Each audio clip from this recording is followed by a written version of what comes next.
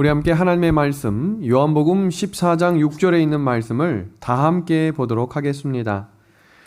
예수께서 이르시되 내가 곧 길이요 진리요 생명이니 나로 말미암지 않고는 아버지께로 올 자가 없느니라. 아멘. 오늘 성경 본문에서 예수님께서 본인의 정의를 이렇게 내리십니다. 내가 곧 뭐가 된다라고 이야기하세요? 길이고, 내가 또 뭐가 된다고 말씀하세요? 진리고, 내가 또 뭐가 된다고 말씀하시냐면 생명이다라고 말씀하셨습니다. 진리와 길과 이 생명이 무엇과 연관이 된다고 소개하고 계시냐면 하나님 아버지께로 나아갈 수 있는 방법이거든요. 길이 하나님께로 인도된다. 진리가 하나님께로 인도된다. 생명이 하나님께로 인도된다. 그런데 그 인도될 수 있는 유일한 방법이 누구로 소개되고 있냐면 예수님 본인이라고 소개하고 있습니다. 예수님께서 왜 이 이야기를 그 당시에 하셨을까? 오늘 그 내용을 하나씩 살펴보려고 합니다. 그리스도인에게 가장 큰 복이 있다면 어떤 것이 복일까요? 그것을 성경은 참된 빛을 발견하는 복이다라고 소개하고 있습니다. 대부분의 많은 사람들이 지금 진리에 관심을 두지 않고 어떻게 하면 천국에 가고 또 어떻게 하면 지옥에 가지 않을지를, 또 어떻게 하면 방언을 할 수 있고 어떻게 하면 은사를 받을 수 있는지에 대한 복에 대한 관심이 쏠리고 있는 시대입니다. 그 시대를 살아가는 하나님의 남은 자손들이 보존해야 될 진리들이 있는데요. 그 진리들은 다음과 같습니다. 첫 번째, 한번 같이 읽어볼까요? 타락한, 시작. 타락한 인간을 구원하는 진리입니다. 그것이 오늘 본문에 읽었던 말씀 주제입니다. 길이고 진리고 생명 되시는 방법은 누구밖에 없다고 예수님이 직접 소개하셨어요? 예수님 한 분밖에 없다라고 소개합니다. 사람을 회개시키고 순종의 열매를 맺게 하는 그 진리도 남은 자손이 보존해야 하는 진리입니다. 양심이 말씀으로 씻겨져서 성령께 굴복하는 진리이며 믿음으로 말미암는 의의 경험에 대한 진리입니다. 그리고 십자가의 피로 받는 구원에 대한 진리와 우리 여섯 번째 한번 또 같이 읽어보겠습니다. 약속의, 시작. 약속의 말씀을 가지고 자라나야 하는 진리입니다. 잠시 후에 이 내용 좀 살핍니다. 마지막 일곱 번째는 다시 오실 예수님의 재림을 전하는 진리입니다.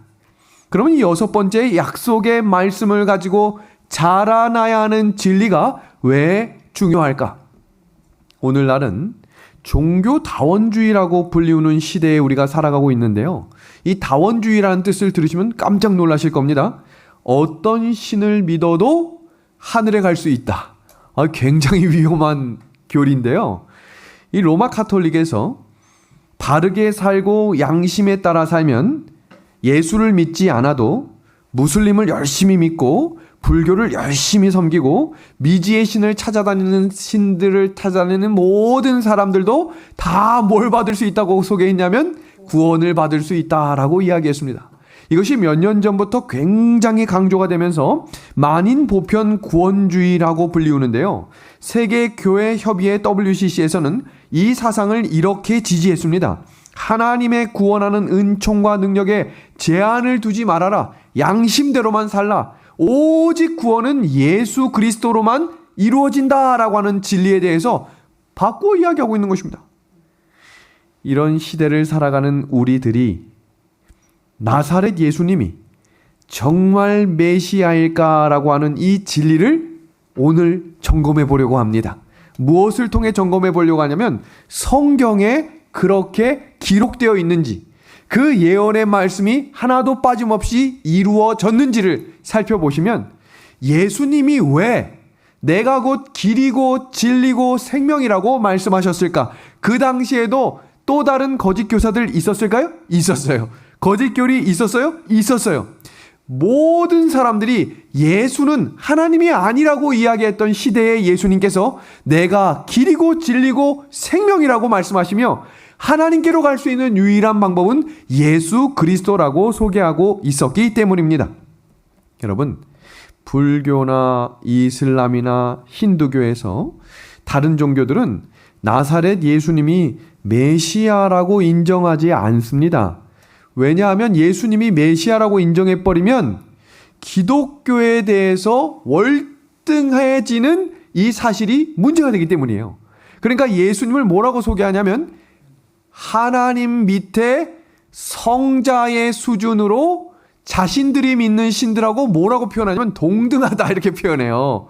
그런 시대에 예수님을 믿고 있는 우리들이 과연 예수님은 어떤 분이신지에 대한 확신, 그냥 믿기만 하면 되는 건지 아니면 성경에서 이것이 어떻게 소개되고 어떻게 이루어졌는지에 대한 예언에 대한 말씀을 하나씩 확인하게 된다면 확실한 예수님이 하나님께로 인도되는 길이 되심을 확인하게 될 것입니다. 성경 요한복음 6장 38절의 말씀을 제가 읽겠습니다. 내가 하늘에서 내려온 것은 내 뜻을 행하려 함이 아니요. 이어지는 노란 글씨 한번 다 같이 읽어볼까요? 시작. 나를 보내신 이의 뜻을 행하려 함이니라. 예수님이 직접 자신을 뭐라고 표현하셨냐면 하늘에서 내려왔다라고 소개하고 있습니다. 예수님이 직접 그들과 함께 걸어 다니셨죠? 유대 땅을 걸어 다니시면서 먼지 묻은 발을 그대로 다니시는 것을 사람들이 봤거든요. 뛰어난 행동들과 뛰어난 기적을 일으켰지만 사람들은 그분을 특별한 분이라고 생각했지 메시아라고 믿는 사람들은 거의 없었다고 이야기했어요. 그때 예수님이 본인을 일컬어 뭐라고 표현했냐면 나는 어디서 왔다고 지금 소개하고 있어요. 어디서? 하늘에서 내려왔다라고 소개하고 있습니다. 그러면 둘 중 하나일 거예요. 이게 진짜든지 가짜든지. 이렇게 말한 분이 정말 신이라면 우리는 모든 것을 내려놓고 예수님을 따라가야 할 겁니다. 그런데 예수님께서 이 땅에 인간이 되어 오셨는데 하늘에서 오신 것을 증명해야 되거든요. 뭐로 증명하셨을까요? 뭐로? 성경입니다. 예수님은 그냥 믿으라라고 이야기하거나 어떤 사람을 고친 다음에 거봐라 내가 메시아다라고 말씀하신 적이 없고요. 궁금해하거나 반대를 하거나 문제 제기를 하는 모든 사람들에게 예수님께서는 반드시 성경을 통해 말씀하셨다는 사실입니다. 누가복음 24장 27절의 말씀입니다. 이에 모세와 모든 선지자의 글로 시작하여 모든 성경에 쓴 바 무엇에 대해서 설명하고 있다고 했어요? 자기에 관한 것을 자세히 설명했다라고 이야기합니다. 그러면서 뭐라고 소개하시냐면 구약 성경에 기록된 이 메시아가 누구라고 지금 소개하고 있는 거예요? 나다. 그러면서 제자들 뿐만 아니라 수많은 사람들에게 내가 어디서부터 왔다라고 소개하고 있는 거예요. 하늘에서부터 왔고 그냥 온 게 아니라 하나님의 뜻이 이루어질 수 있도록 내가 온 것이다 라고 소개하고 있습니다. 그럼 구약 성경에 어떤 내용들이 포함되어 있나 한 번씩 보겠습니다. 구약 성경에 기록된 내용은 여러분 요게 이제 우리가 하나씩 살필 내용인데요. 메시아가 언제 어디에서 태어날 것인지를 구약 성경에 예언되어 있습니다. 메시아가 이 땅에서 무엇을 할 것인지를 성경에서 예언하고 있습니다. 그리고 언제 어떻게 죽을 것이라는 사실 또한 구약 성경에 정확히 기록되어 있습니다. 예수님께서는 구약 성경을 통해서 자신이 메시아임을 증명하고 계신 것입니다. 그래서 오늘 우리는요, 설교 시간이 아니라 성경 공부 시간이기 때문에 성경 구절을 하나하나씩 물론 찾기 어려운 분들을 위해서 다 준비해 두긴 했지만 가능하시면 방송을 보시는 분들이나 현장에 계신 모든 분들이 성경을 쫙 보시면 야 이게 진짜 성경에 있는 내용이구나. 누군가가 이 내용을 정말로 궁금해한 사람들이 많이 있거든요. 이 내용들을 잘 정리해 두셨다가 또 필요한 분들에게 이 성경 공부를 보내주시면 되겠습니다. 성경에 기록된 메시아에 대한 예언은 다음과 같습니다. 물론 이것보다 더 많은 내용이 있지만 대표적인 12가지가 있습니다. 베들레헴에서 태어나실 것과 처녀에게서 태어날 것과 다윗의 혈통으로 태어나고 헤롯의 살해 명령이 있으므로 어린아이들이 죽을 것과 친구의 배반으로 죽을 것과 은 30냥에 팔릴 것, 십자가에 못 박혀 죽으실 것, 그때에 옷이 제비 뽑아 나뉘어질 것. 대단하죠? 죽을 때에 뼈가 상하지 않을 것, 부자의 무덤에 장사가 될 것, 죽은 지 3일 만에 부활하실 것, 탄생연도와 사망연도에 대해서도 정확히 기록되어 있다는 사실을 우리가 지금부터 확인합니다. 성경 예언의 말씀을 보면요. 이 예언의 말씀이 500년 전에 어떤 것은 길게 700년 전에 선지자들을 통해 예언하셨다는 사실입니다. 그런데 더 중요한 사실은 이 예언된 말씀들이 성취가 되었다는 거예요. 그것이 하나도 빠짐없이 다 성취가 됩니다. 그 성경 말씀을 하나씩 살펴봅니다. 첫 번째, 베들레헴에서 태어나시는 미가의 예언입니다. 미가가 이 예언을 언제 했냐면 예수님 태어나시기 700년 전에 이 말씀을 그대로 예언합니다. 성경 미가서 5장 2절입니다. 베들레헴 에브라다야, 너는 유다 족속 중에 작을지라도 이스라엘을 다스릴 자가 내게로 나올 것이라. 그는 근본은 상고에, 상고라는 단어는 뭐냐면요, 태초에 계셨던 이란 뜻이에요. 그러니까 그분은 언제부터 계셨다는 거예요? 태초 전부터 계셨던 그분이 어디서 태어나시겠대요? 베들레헴에서 태어날 것이다. 실제로 이 예언이 이루어졌나요? 마태복음 2장 1절 다 같이 한번 읽어보겠습니다. 헤로당 때에, 시작. 헤로당 때에 예수께서 유대 베들레헴에서 뭐 했다고 되어 있어요? 나셨다라고 이야기합니다. 이 예수님이 메시아이십니까? 나사렛에서 목수일을 하셨던 그분이 예수님이 스스로에게 하늘로부터 오신 이가 나다라고 소개하신 것입니다. 두 번째입니다. 이사야도 예수님이 태어나시기 전 700년 전에 다음과 같은 예언을 합니다. 어디서 태어나겠대요? 처녀에게서 태어날 것이다. 이사야 7장 14절의 말씀입니다. 그러므로 주께서 친히 징조를 너희에게 주실 것이라.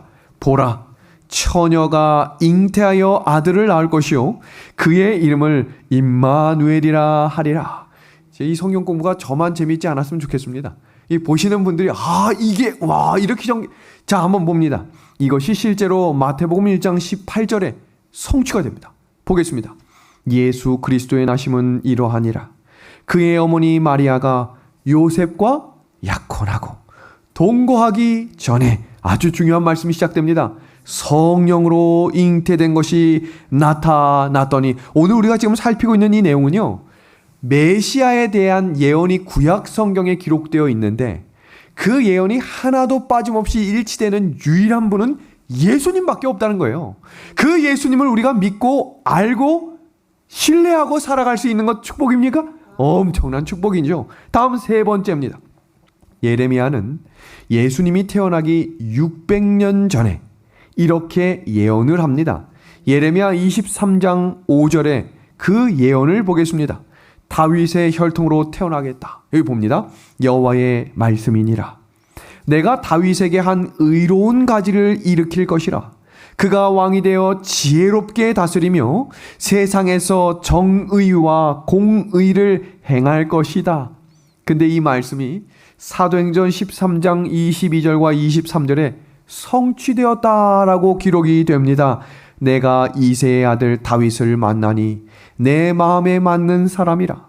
내 뜻을 다 이루리라 하시더니 하나님이 약속하신 대로 이 사람의 후손에서, 누구의 후손에서 나오신 거예요? 다윗의 후손에서 이스라엘을 위하여, 다 같이 읽어봅니다. 구주를, 시작. 구주를 세우셨으니, 놀라운 사실이죠? 곧 예수라. 하나도 빠짐없이 다 누구에게 초점이 맞춰지고 있는 거예요? 예수 그리스도입니다. 네 번째입니다. 예레미야가 또 이렇게 예언을 하는데 헤롯의 살해 명령이 있을 것이다. 예수님이 태어나실 때 헤롯의 살해 명령이 있을 것이다. 여러분, 헤롯 왕을 누가 찾아왔습니까? 동방 박사들이 찾아와서 그 소문 못 들으셨어요? 여기에 한 메시아가 태어난다고 했는데, 그러니까 이 동방 박사들도 뭐를 알고 있었던 거예요?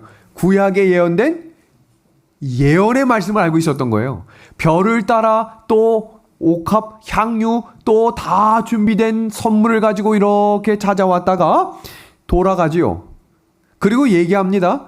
꼭 찾으면 나에게 좀 와서 알려주세요. 근데 이 동방 박사들이 천사의 이끌림을 받아서 돌아가지 않죠. 그때 헤롯이 화가 머리끝까지 나서 다음과 같은 명령을 내립니다. 여러분, 단순히 2살 밑에 아이를 죽여라 라고 이야기하면 그랬나 보다 라고 이야기하지만, 예를 들어서 지금 8살 이하를 죽여라 라고 하면 여기 소속되는 사람들도 있을 거고, 초등학교 이하를 죽여라 그럼 이제 저도 포함이 되는데, 그때부터 마음이 쿵쾅쿵쾅 뛸 거예요. 이 아이들을 어떻게 할까요? 여러분, 그 당시 사진이 이 성화로 그려진 장면을 보시면요, 자기 아이를 살리기 위해 안간힘을 쓰는 부모들과 엄마들의 모습을 한번 보셔야 돼요. 단순히 그때는 절대 왕권 시대였기 때문에 2살 아래 주격은 다 죽이는 거거든요. 이유를 불문하는 거예요. 눈에 보일 뿐만 아니라 지금 다 호적에 올라온 사람들을 한 명도 빠짐없이 다 잡아 죽이는 거예요. 성취가 됐습니다. 성경 마태복음 2장 16절에서 18절의 말씀입니다. 이에 헤롯이 박사들에게 속은 줄을 알고 심히 노하여 사람을 보내어 베들레헴과 그 모든 지경 안에 있는 사내 아이를 박사들에게 자세히 알아본 그때를 기준하여 2살부터 그 아래로 다 죽이니 이에 선지자 예레미야를 통하여 말씀하신 바, 맨 마지막 문장입니다. 이루어졌느니라. 놀랍죠? 분명합니다. 5번째입니다. 예수님께서 십자가에 달려 돌아가시는 그 장면 속에 친구의 배반으로 죽을 것이다 라고 예언을 시편의 기자를 통해 기록하고 있습니다. 그것이 요한복음 13장에서 어떻게 성취되는지를 함께 보겠습니다. 시편 41편 9절입니다. 내가 신뢰하여 내 떡을 나눠 먹던 나의 가까운 친구도 나를 대적하여 그의 발꿈치를 들었다라고 이야기하는데, 요한복음 13장은 예수님께서 돌아가시기 전 성만찬 예식과 함께 떡을 떼시면서 똑같이 그 일이 확실히 이루어집니다. 보겠습니다. 예수께서 대답하시되 내가 떡 한 조각을 적셔다 주는 자가 그니라 하시고 곧 한 조각을 적셔서 가롯 시몬의 아들 누구에게 줬다라고 이야기해요. 유다에게 줬다. 저는 이런 말씀을 하나하나씩 확인하고 읽고 가르칠 때마다 전율이 오는 거예요. 하나도 빠짐없이 이루어지고 있습니다. 다음 6번째, 예수님께서 얼마에 팔려가실 것을 예언하고 있나요? 너무나 구체적이에요. 스가랴가 이 말씀에 대한 예언을 본인이 생각해서 썼겠습니까? 아니죠. 예수님께서 이 땅에 걸어가시는 모든 장면마다 지금도 자기를 지칭해서 예수라고 하는 사람이 있는데 여기에 하나씩 비추어서 하나라도 맞는지 확인해 보십시오. 맞는 게 없을 거예요. 그런데 지금 우리가 확인하고 있는, 우리가 믿고 있는 예수님은 성경 구약에 예언된 모든 메시아에 대한 예언이 하나도 빠짐없이 성취되고 있다는 사실에 감사를 드립니다. 은 30냥에 대한 예언, 스가랴 11장 12절입니다. 내가 그들에게 이르되 너희가 좋게 여기거든 내 품삯을 내게 주고 그렇지 아니하거든 그만두라. 그들이 곧 은 30개를 달아서 내 품삯을 삼은지라. 마태복음 26장 15절에서 16절입니다. 내가 예수를 너희에게 넘겨주리니 얼마나 주려느냐 하니 놀라운 성취 장면이 일어나죠. 그들이 은 30을 달아 주거늘 그가 그때부터 예수를 넘겨줄 기회를 찾더라. 저는 이 성경 말씀을 보면서 영감의 글과 대조해 볼 때 예수님께서 떡을 떼실 때에도 여러 번 가롯 유다에게 회개할 수 있는 기회를 주셨다고 이야기하고 있어요. 돌아오라는 끊임없이 호소하고 있었어요. 여러분, 이 가롯 유다가 은 30냥에 대한 예언 들었겠어요? 안 들었겠어요? 예수님께서는 시시때때로 그들에게 구약과 성경에 기록된 예언의 말씀을 가르치셨다고 이야기했어요. 분명히 이 내용을 알고 있었을 겁니다. 우와, 은 30개네 이게 아니라 예수님이 누구셨음을, 메시아였음을 다시 확인하고 회개할 수 있는 기회를 완전히 놓쳐버렸다는 겁니다. 다음 7번째입니다.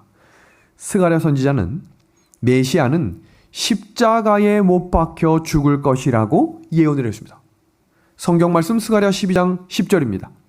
내가 다윗의 집과 예루살렘 주민에게 은총과 강구하는 심령을 부어주리니 그들이 그 찌른 바 그를 바라보고 그를 위하여 애통하기를, 독자를 위하여 애통하듯 하며 그를 위하여 통곡하기를 장자를 위하여 통곡하듯 하리로다.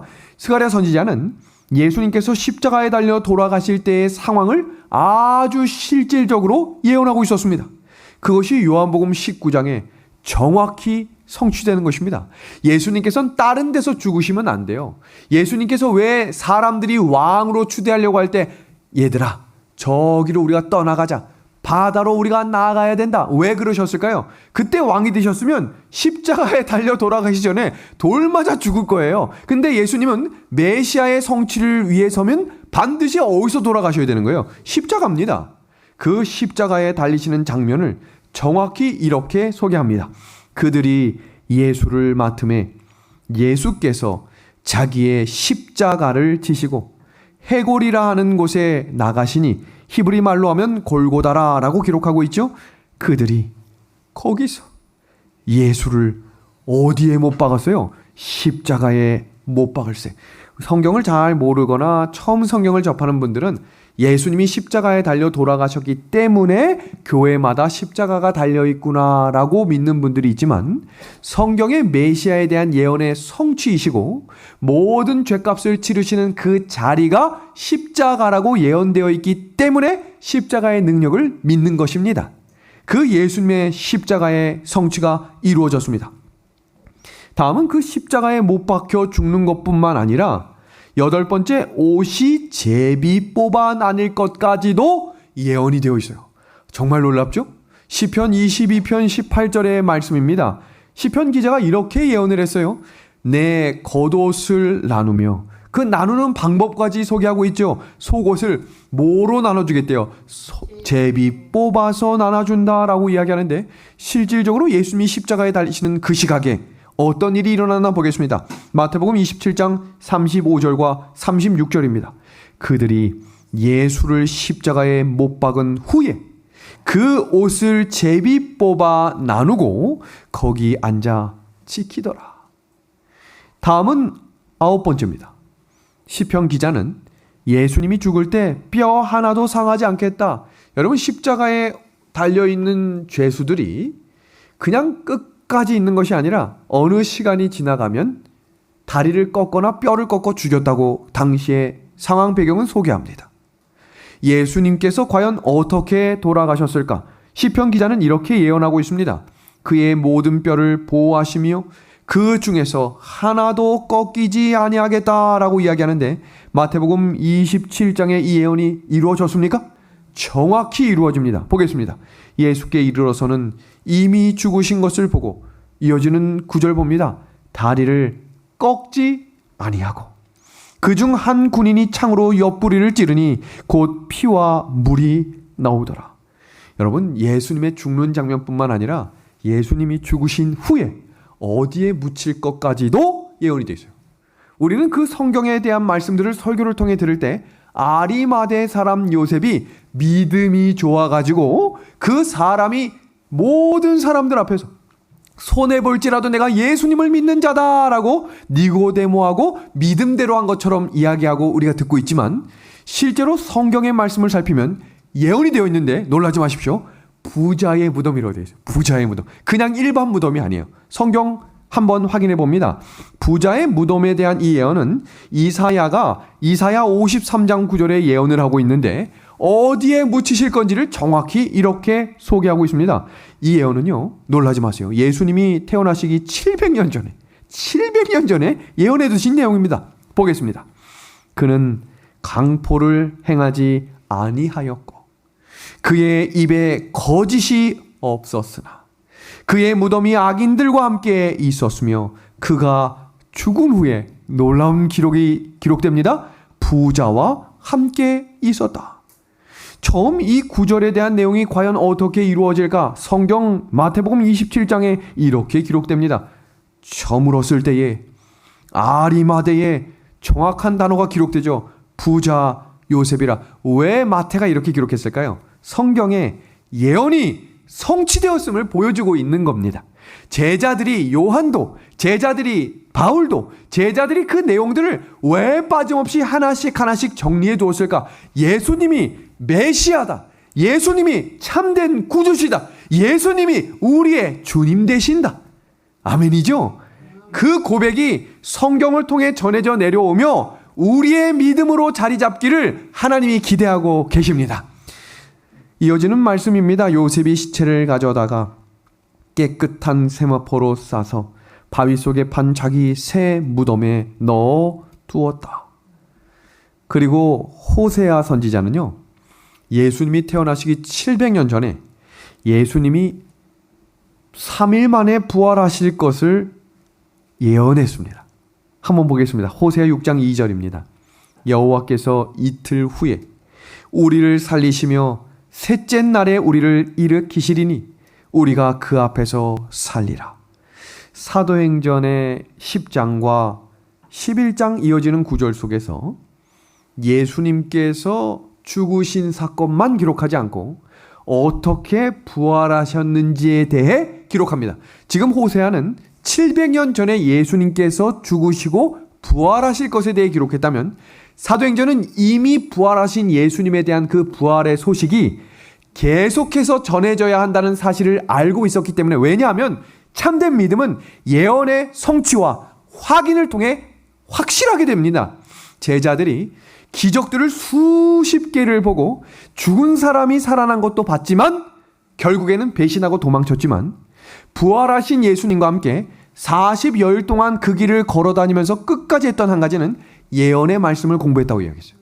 앞으로 어떤 일이 일어날 것들, 그리고 구약에서 일어났던 이 성경의 예언의 성취들이 너희에게 어떤 의미가 있는지, 너희에게 왜 중요한지 그 사실이 너의 믿음을 지켜줄 것을 확실히 배웠기 때문에 그들의 성경 말씀 속에 빠짐없이 기록된 이야기는 예언입니다. 그래서 가장 오래 살았던 제자 사도 요한이 요한계시록에 대한 말씀에 대해 집중력을 가지고 집필했던 이유 중에 하나는 마지막 때까지 그 예언이 울려 퍼지므로 다시 예언해야겠다는 그 약속의 말씀을 흥분하며 기록했다 그랬어요.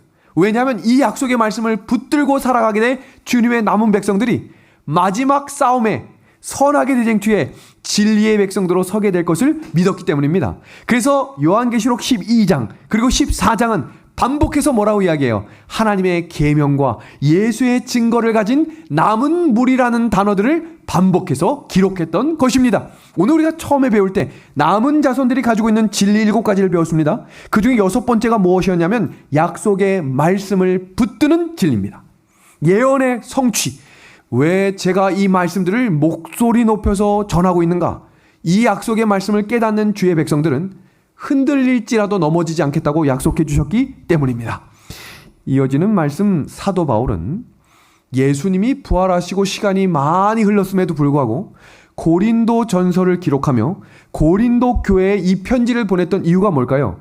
부활에 대한 또 다른 거짓 교리들이 퍼지고 있었기 때문이에요. 그 당시에 예수님의 부활을 없인 여겼던 사람들, 예수님이 메시아가 아니라고 계속해서 이야기했던 그들에게 예수님이 3일 만에 부활하신 이 놀라운 예언의 말씀을 기록하고 전했다는 사실입니다. 그 구절 볼까요? 장사 지낸 바 되셨다가 성경대로 사흘 만에 다시 살아나사 게바에게 보이시고 후에 12 제자에게와, 여기 놀라운 사실이 있어요. 잘 봅니다. 그 후에 500 형제에게 일시에 보이셨다. 예수님은 제자들에게만 보이신 게 아니고요, 활보하셨던 것 같아요. 500명이 봤는데 계속 봅니다. 그 중에 지금까지 대다수는 살아있고, 그 사람들이니까 뭡니까? 증인이겠죠.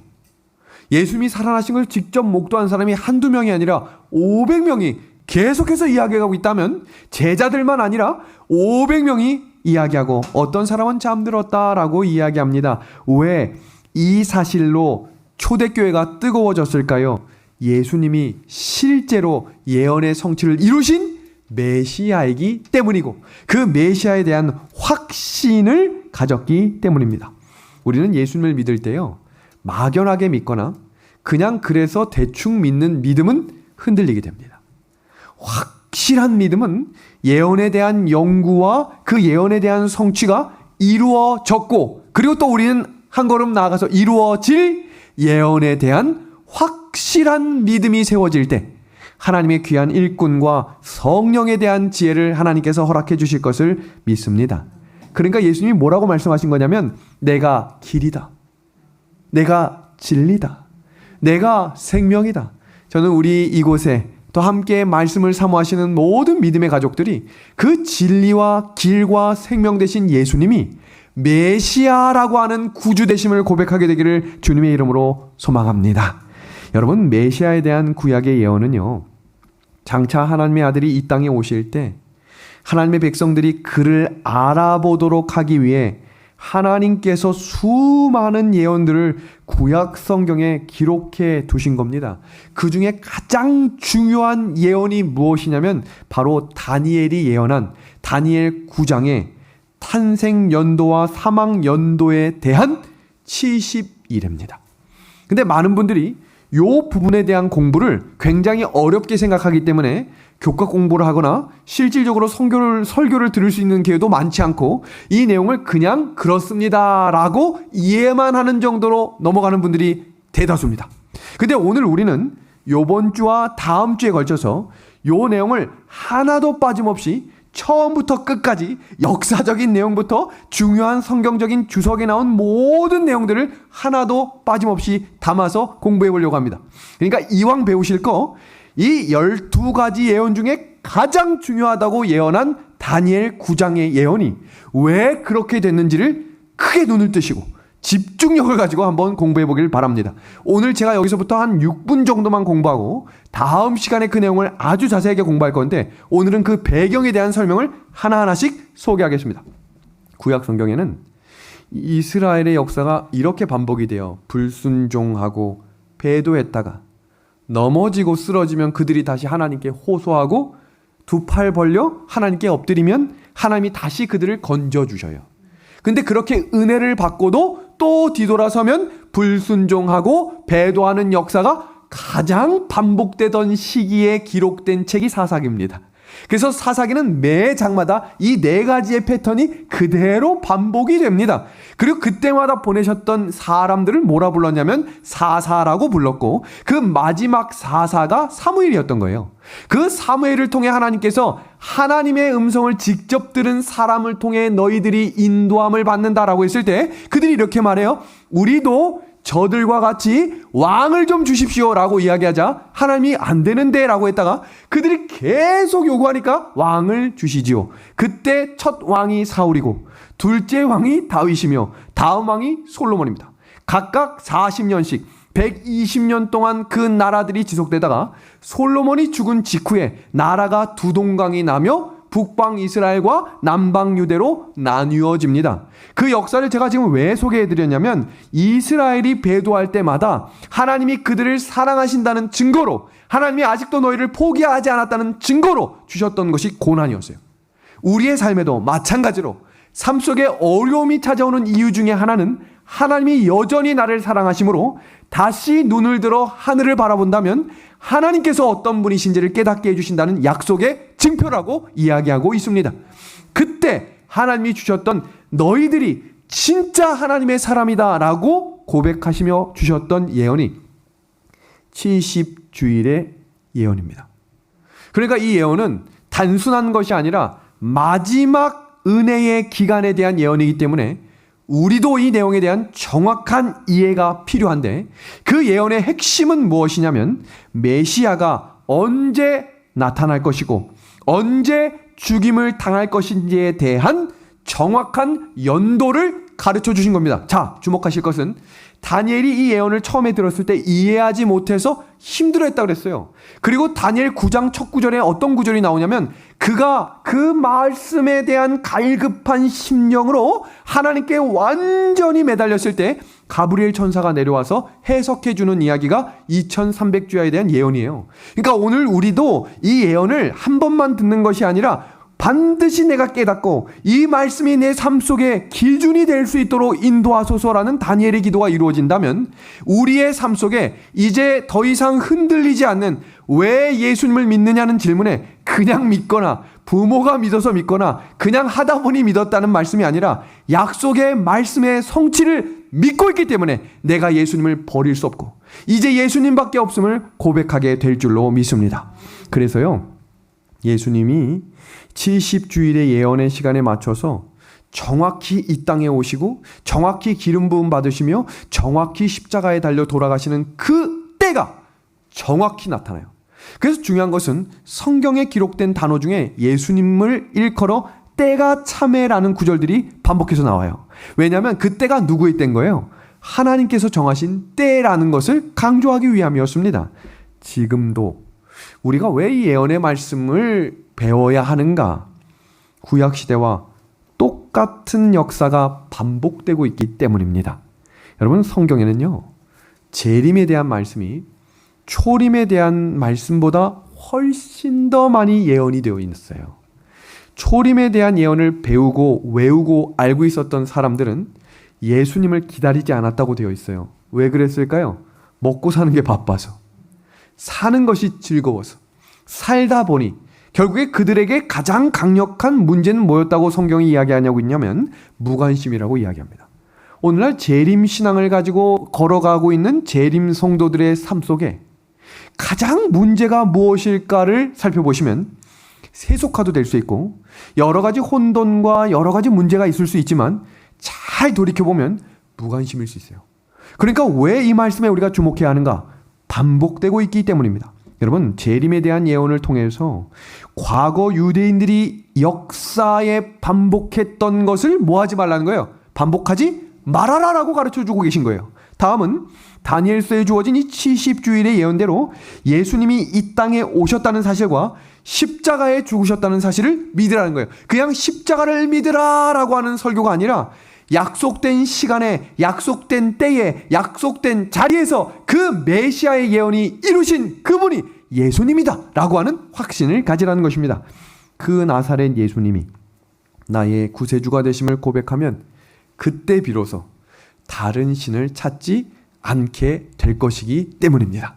예수님을 믿으면서도 다른 신들을 많이 섬겨요. 자녀를 위한 신들, 경제, 돈에 대한 신들. 근데 이 약속의 말씀을 확실하게 마음 가운데 굳건히 세우시면 그 신들에 대해 내려놓을 수 있는 용기와 믿음도 주시겠다라고 이야기합니다.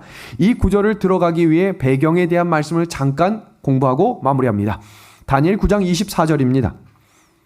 내 백성과 내 거룩한 성을 위하여 이른 이레를 기한으로 정하였나니 내 백성, 내 거룩한 성은 하나님의 구별된 자들이라고 주석은 이야기합니다. 그들을 위해 기한을 정하셨는데 그 기한이 얼마라고 되어 있습니까? 이른 이레입니다. 70일에, 이레라고 하는 말은 주일이란 말이에요. 그래서 70주일입니다. 날짜로 계산하면 일주일이 7일이니까 한 주일이 7일에 70주일이면 490일이 나오겠죠? 근데 성경의 예언에 대한 해석의 원칙에 의거하면 에스겔 4장 6절에 어떻게 계산하라 라고 상징적으로 이야기하셨냐면 하루를 몇 년으로 계산해라 라고 이야기해서요. 1년입니다. 민수기 14장 34절에도 하루를 몇 년으로 계산하라 라고 이야기하셨냐면 1년으로 계산해라 라고 이야기했습니다. 그러니까 491이니까 그 일을 1년으로 계산하라 라고 약속하신 그 말씀대로 490년으로 해석을 하는 것이죠. 그러니까 이스라엘을 위해서 총 얼마를 주셨다라고 이야기하는 거예요. 490년입니다. 그런데 지금 이 빨간색 박스를 주목해 주십시오. 이 빨간색 박스를 보시면 70일에 동안 일어날 일들에 대해 명시하고 있어요. 이 명시된 내용을 제가 한번 읽고 그걸 한 구절 한 구절씩 배경으로 설명드립니다. 자, 봅니다. 내 백성과 내 거룩한 성을 위해 70주일을 줄 것인데 490년을 줄 것인데 그때 어떤 일이 일어날 것인가 봅니다. 허물이 그치고 이어지는 구절입니다. 죄가 끝나며 죄악이 용서되고 영원한 의가 뭐한대요? 드러나며 환상과 예언이 뭐할 것이고요? 응하고 또 지극히 거룩한 이가 뭘 받는데요? 기름 부음을 받는다. 이 다니엘 9장은 사실 이해하려면 정말로 집중력을 가지고 공부해야 합니다. 지금 여기서 이야기하고 있는 이 70일에 동안 일어날 일들을 보시면 총 4가지에 대해 구분하고 명확하게 소개하고 있습니다. 오늘 요 내용까지만 소개하고 공부를 마칩니다. 그러니까 조금만 더 집중력을 가지고 요 내용들을 하나씩 체크해 봅시다. 허물과 죄가 끝난다. 죄악이 영속되고 영원한 의가 드러나는, 그러니까 죄악은 계속되지만 그 기간 동안에 갑자기 영원한 의가 드러날 것이다라는 거겠죠? 그 다음 이상과 예언이 성취되고 또 지극히 거룩한 자가 뭘 받겠대요? 기름 부음을 받겠다. 이 일어날 일들에 대해 하나씩 확인해 보면 다음과 같습니다. 허물이란 단어는 주석에 보면 하나님께 대한 반역을 의미하고 죄는 하나님의 표준에 이르지 못한 죄를 의미하며 그 두 가지를 해결하기 위해 예수님께서 십자가의 희생으로 이 두 가지를 다 뭐 해주신다는 걸까요? 해결하시겠다는 겁니다. 어느 때에? 70일의 중에. 다음입니다. 죄악은 그리스도를 통해 영원히 속죄되고 이것을 믿음으로 하나님과 올바른 관계를 갖게 된다. 여러분, 여기 안에서 믿음으로 말미암는 의에 대한 교리가 파생된 거예요. 그러니까 십자가에 대한 이해를 명확히 하셔야 재림교의 기둥교리인 믿음으로 말미암는 의에 대한 이해도 하실 수 있는 겁니다. 세 번째입니다. 구약의 성소 제도를 통해 예수 그리스도의 속죄를 예표하는 이상과 예언이 뭘 통해 이루어졌다는 걸 보여주는 거예요?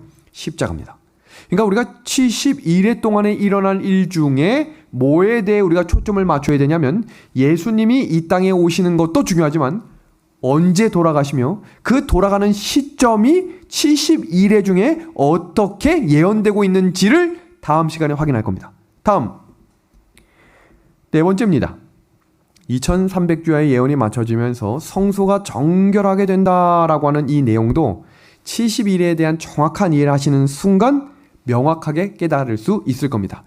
마지막으로 다섯 번째는 지극히 거룩한 자가 기름 부음을 받는다는 뜻은 무슨 의미일까? 주석을 통해 확인하겠습니다. 자, 여기 보십시오. 지극히 거룩한 자는 사람이 아니고 장소를 가리키는 것이라고 주석은 주석하고 있는데요. 현대인 번역을 보시면 이렇게 기록됩니다. 거룩한 무엇이 봉헌된대요? 성전입니다. 이것이 영어 성경과 킹 제임스 버전에서는 holy, 그 다음 단어 보이시죠? holy, 계속해서 holy라고 하는 단어와 연결되는 단어는 한 장소를 일컫고 있습니다. 그럼 도대체 왜 이것이 기름 부은 지극히 거룩한 자라고 표현된 것일까요?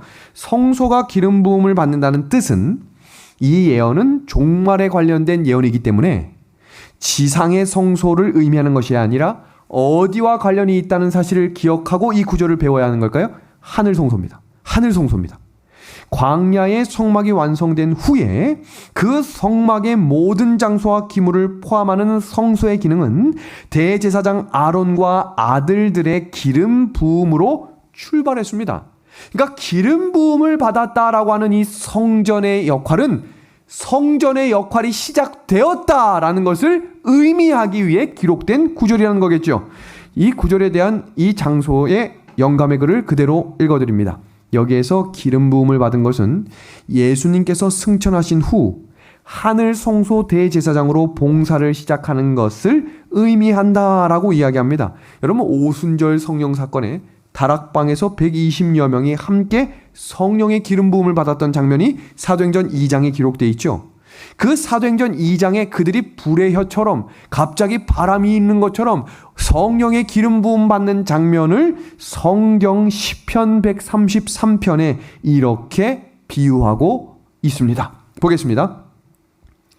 보라, 형제가 연합하여 동거함이 어찌 그리 선하고 아름다운고 머리에 있는 보배로운 기름이 수염 곧 아론의 수염에 흘러서 그 옷깃까지 내림 같고. 그러니까 이 출애굽기 40장에 아론과 그의 아들들이 성전의 역할을 수행하기 위해 기름 부음을 받을 때 머리에 뿌리면 그 기름이 어떻게 되겠습니까? 흘러내려서 수염을 타고 내려오는 장면을 기록한 것인데, 그 다음 장면 보세요.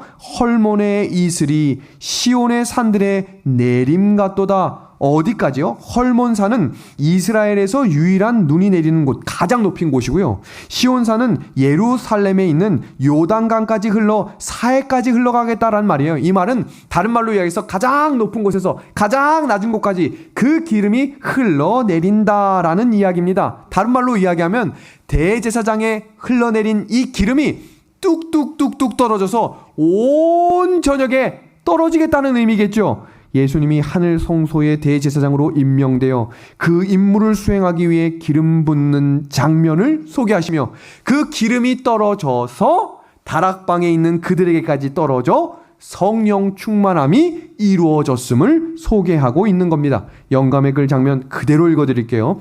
오순절 성령 강림은 구주의 취임식이 끝났다는 하늘의 통고였다.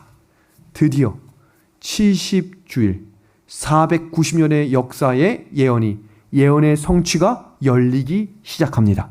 도대체 그 시작점은 언제이고 그 시작점의 끝은 언제이기에 왜 예수님께서는 이 땅에서 예수님이 메시아라고 하는 이 사실의 가장 강력한 예언이 70주야로 예언하셨을까?